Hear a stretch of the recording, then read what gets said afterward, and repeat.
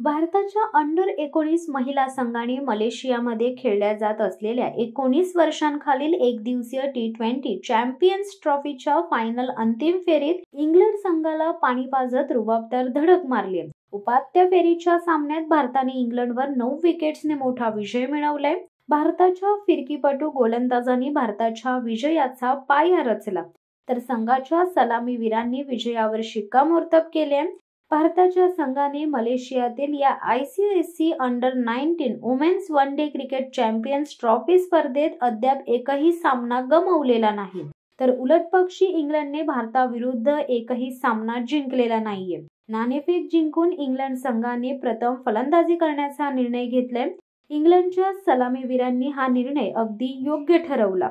सुरुवातीला त्यांनी चौकार आणि षटकारांचा पाऊस पाडला, पण भारताची फिरकीपटू पारुनिका हिने गोलंदाजीला येताच भारताला पहिला ब्रेक मिळवून दिला। पारुनिका हिने लागोपाठ 2 विकेट्स काढून इंग्लंडला चांगला धक्का दिला।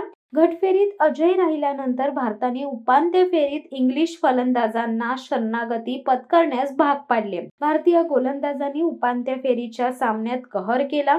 भारतीय गोलंदाजीपुढे इंग्लंडचा संघ 20 षटकात केवळ 113 धावाच करू शकला।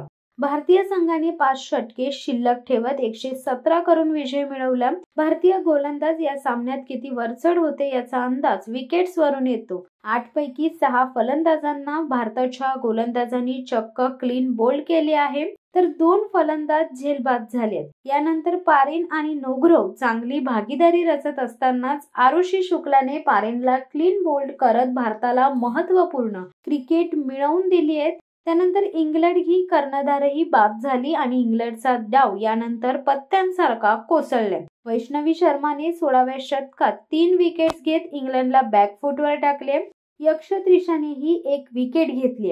इंग्लंडने दिलेल्या 114 धावांचा पाठलाग करताना नेहमीप्रमाणेच भारताच्या सलामी जोडीने चांगली सुरुवात करून दिली। मागील सामन्यातील शतकवीर गोंगाडी त्रिवार बाद झाल्यानंतर भारताला धक्का बसला, पण तिने 29 चेंडूत 5 चौकारांसह 35 धावांची शानदार खेळी केली। तर यानंतर जी कमालीने हिने अर्धशतक झळकावत संघाचा विजय निश्चित केलाय। शिवसत्ता टाइम्ससाठी देवेंद्र मोरे, मुंबई। दे धडक बेधडक वृत्त देणाऱ्या आपल्या शिवसत्ता टाइम्स न्यूज चॅनलला लाल बटन दाबून सबस्क्राईब करा आणि बेल आयकॉनला क्लिक करायला विसरू नका।